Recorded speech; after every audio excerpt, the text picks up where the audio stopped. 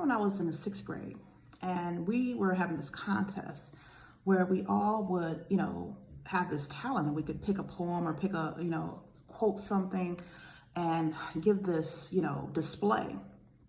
And we were going to be judged for it.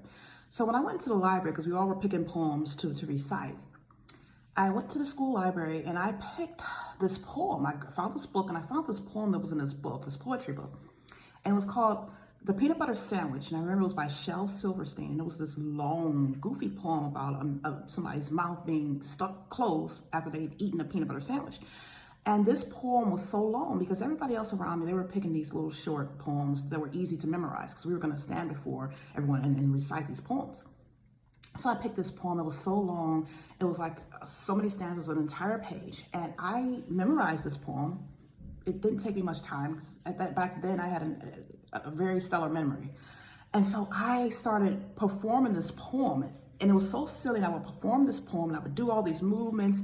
And all of my classmates, they wanted me to keep doing it. They loved it. They were amused by it.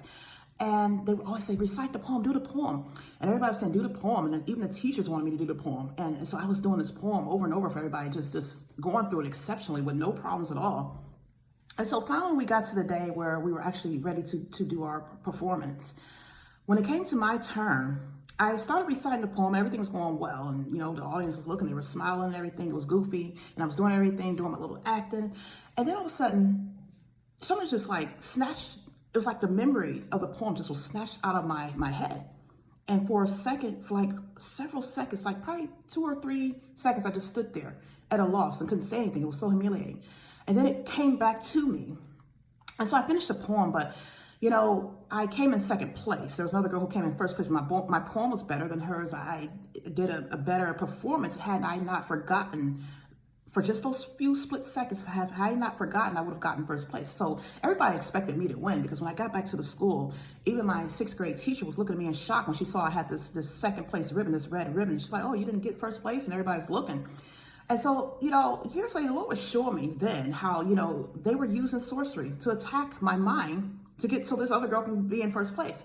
And he showed me how, there have been a lot of people who have come up against me, come against my family, come up against a lot of you. These have been stubborn pursuers who were part of the kingdom of darkness, and they did things to keep us from succeeding. They did things to keep us from excelling, from fulfilling the plans that God had for us, for our lives. And this is out of jealousy and envy. They were taking things from us, and God is coming to a place now. He wants you to know. He wants me to let you know that he is ready to deal with all of your stubborn pursuers. For those of you who did not turn your back on God and you kept trusting in him, he is ready to avenge you of your adversaries. You might not have known what they have done, but these people knew what they have done. They did not repent. And a lot of you have wondered why you have not been able to do the things you're supposed to do. You knew that God put something in your heart. You knew you were meant for a certain purpose, but there have been enemies sitting in the background all along, watching you and plotting and conspiring against you. But God is ready. He is ready now to avenge you of your adversaries and take you to that place.